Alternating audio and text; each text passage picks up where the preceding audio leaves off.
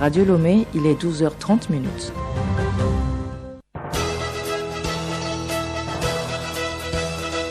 Le journal Hélène Assabi. Bonjour à tous, merci de nous rejoindre pour le journal. Au sommaire, le Togo enregistre la meilleure progression en Afrique sur les politiques et institutions. Le pays est désormais le top 5 africain sur les 39 États évalués. Lutte contre le paludisme en Afrique, un second vaccin vient de recevoir le label de l'OMS. Il a 77% d'efficacité avérée selon les études.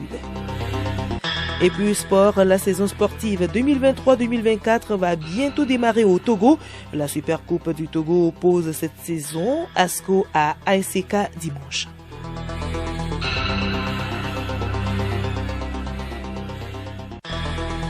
radiolomé.tg. Mesdames et messieurs, une fois encore, bonjour. Activité hier à la présidence.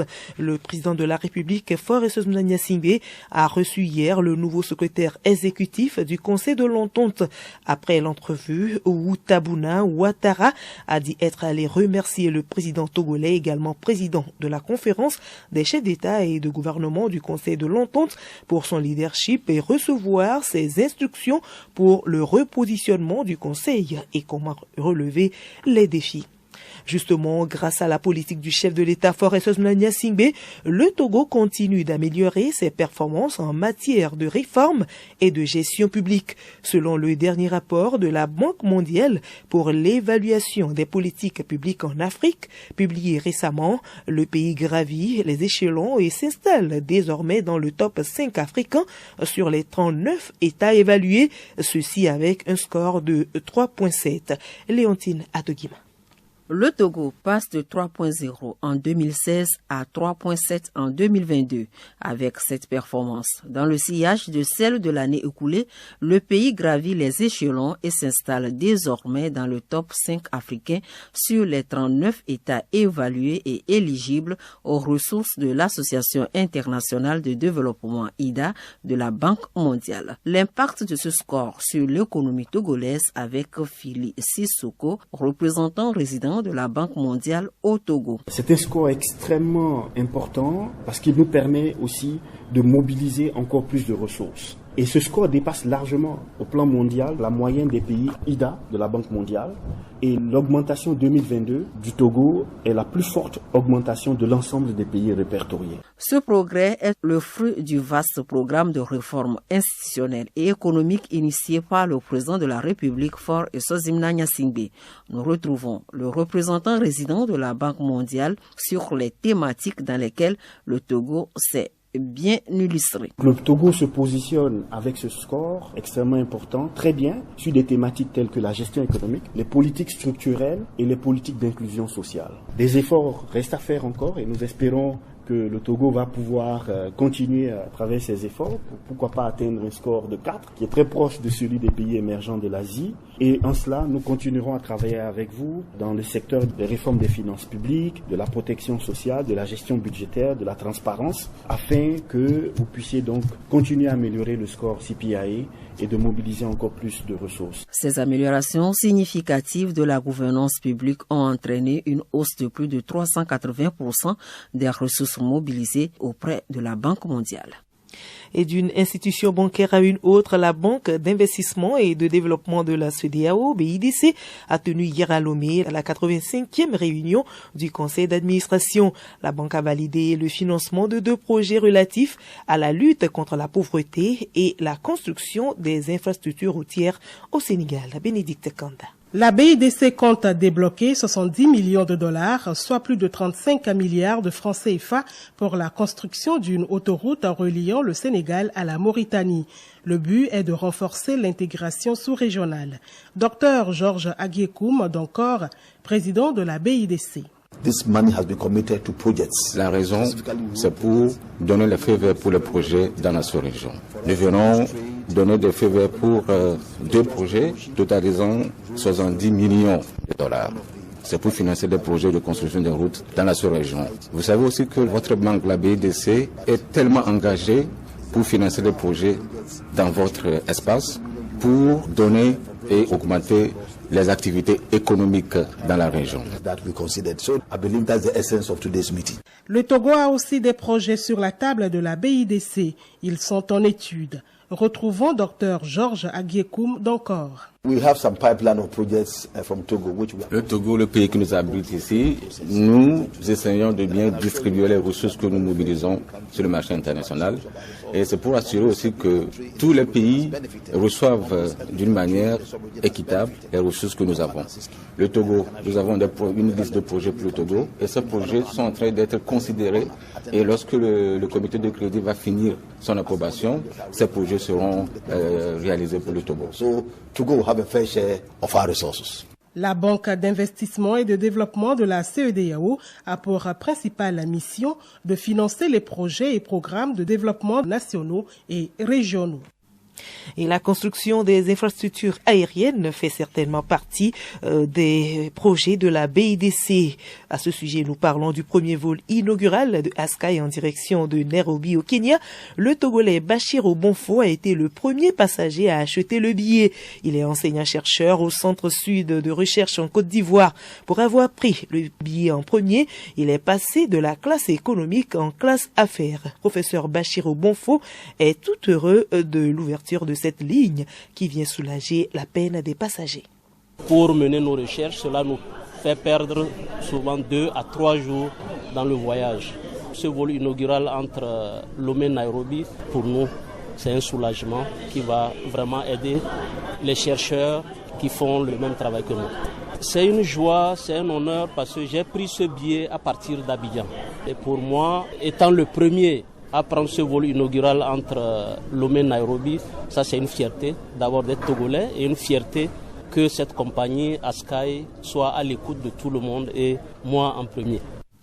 Le Togo renforce ainsi son hub avec destination nouvelle.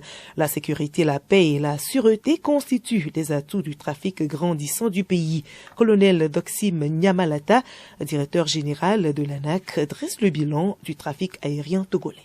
En 2019, sans la pandémie, le voyageur qui partait du Togo était de 916 000. Et l'IATA, l'Association internationale des compagnies aériennes, avait dit que le trafic de 2019 sera trouvé qu'en fin 2024. Mais en 2022, on a eu 1 300 000 voyageurs. Cette année 2023, on a 25% d'augmentation du trafic.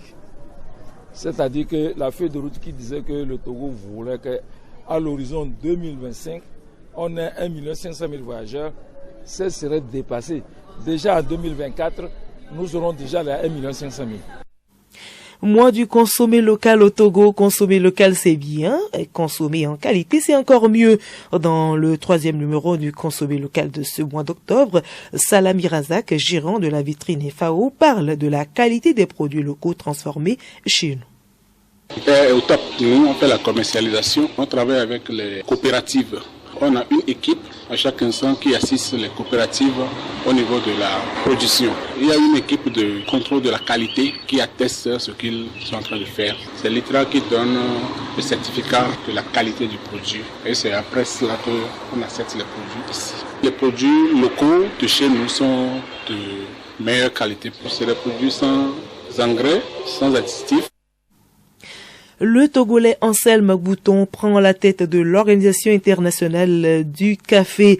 Il a pris les rênes de l'organisation le 29 septembre dernier à l'issue de la 5e conférence mondiale du café organisée en Inde. Son portrait avec Clarisse Tombité.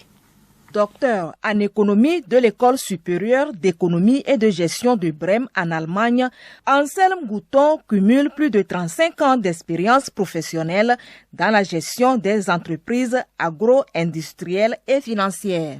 Expert en économie de développement et membre de la Chambre consulaire régionale de l'UMOA, il a été représentant du Togo auprès des organisations internationales du cacao ICO et l'Organisation internationale du café OIC qu'il préside actuellement. Surnommé encore roi du café cacao, Anselme Gouton est également le secrétaire général du comité de coordination pour les filières café-cacao, le CCFCC, et président de l'agence des cafés Robusta d'Afrique et de Madagascar, ACRAM. Distingué pour son expertise dans le secteur du café, l'homme toujours vêtu du blanc de la tête jusqu'aux pieds a toujours œuvré pour l'augmentation des revenus des producteurs. Entre autres atouts ayant milité en faveur de l'élection de Anselme Gouton à la tête de l'OIC, ses qualités et son engagement à développer la production et la consommation du café africain mondial. Merci à vous Clarisse Tombité. Ce 3 octobre, le monde entier observe la journée de l'architecture. Cette journée est une occasion de développer l'idée d'une nouvelle solidarité, celle de toutes les formes de partage dans la ville et de la ville. Souhaite donc l'Union qui cite notamment le partage des valeurs de la culture et du patrimoine et le partage des ressources pour un environnement durable.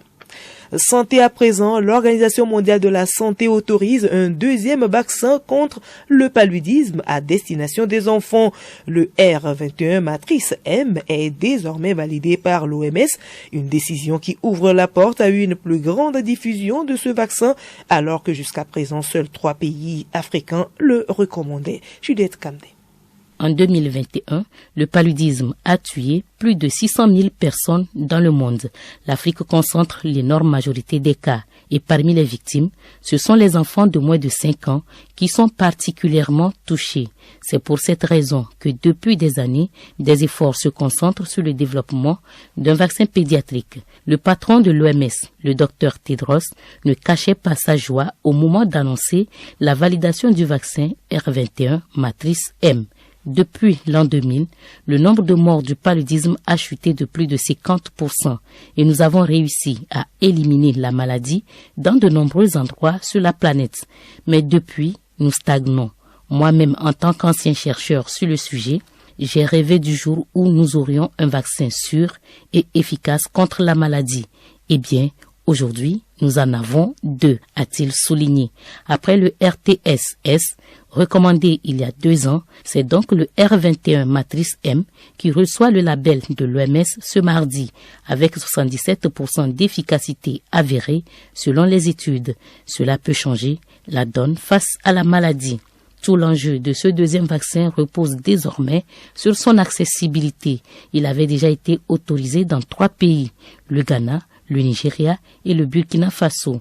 Cette recommandation de l'Organisation mondiale de la santé devrait donc faciliter sa large diffusion, d'autant que la capacité de production pour ce second vaccin est importante. GSK, qui fabrique le RTSS, compte livrer 18 millions de doses à 12 pays africains d'ici 2025. Le R21 matrice M, lui, a l'avantage d'être développé par le Serum Institute of India, le plus grand fabricant de vaccins au monde. 100 millions de doses devraient sortir des usines indiennes chaque année. Sport pour terminer, football, la Fédération togolaise de football FTF lance un appel pressant aux clubs de D1 et D2 en vue du démarrage de la nouvelle saison sportive. L'appel à candidature des clubs est prorogé jusqu'à vendredi prochain. La FTF lance la nouvelle saison sportive 2023-2024. La Supercoupe du Togo est à l'honneur ce dimanche à Sokodé. Salim Lemon. Le champion du Togo, Asko de Kara, sera face à ASCK de Kara, vainqueur de la Coupe de l'Indépendance. Ce sera l'affiche de la Supercoupe du Togo. Les 2 frères de Kara seront en attraction au stade municipal de Sokodé dimanche. Les 2 représentants togolais sur le continent africain lanceront ainsi la saison sportive 2023-2024 par ce duel fratricide. Et pour cette nouvelle saison qui s'annonce, la Fédération togolaise de football FTF lance un appel aux clubs de D1 et D2. À 3 semaines du démarrage des championnats D1, seuls 7 clubs sur les 16 ayant participé à la D1 Lonato ont soumis leur dossier. Et 7 clubs sur 16 de D2 ont aussi pu soumettre leur dossier de candidature.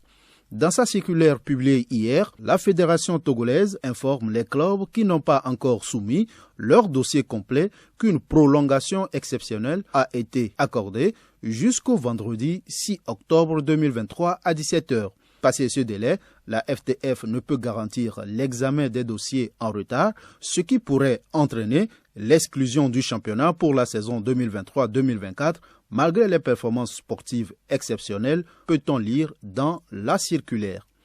Et puis la première édition du tournoi de football Ensemble pour la patrie, trophée Fort Eswazimna Nyasingbe, a fermé ses portes dimanche dernier sur le terrain du lycée de Zanguera. Cano Sport de Nanébé était face à RSCA d'Aguenive. Pour cette finale, c'est au tir au but que RSCA d'Aguenive a remporté le trophée 5 tirs au but à 4. Temps réglementaire, 0 but partout. Dr Kossik Benyon Lamadoukou, ministre de la Culture et du Tourisme, est le parrain de cette première édition. Il avait à ses côtés la coordinatrice du parti Unir Zanguera, l'honorable Anate Koumealo.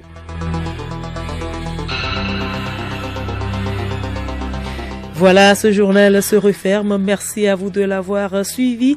Le rappel des titres. Le Togo enregistre la meilleure progression en Afrique sur les politiques et institutions. Le pays est désormais dans le top 5 africain sur les 39 États évalués, et ceci grâce à la politique du chef de l'État fort, Eswazimna Nyasingbe.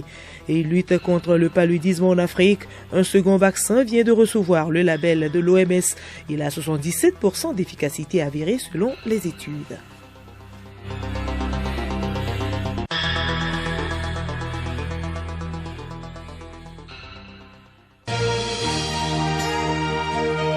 Radio Lomé, boîte postale 434, email radiolomé@radiolomé.tg. radiolomé.tg. Radio Lomé, à votre service depuis 7 décennies.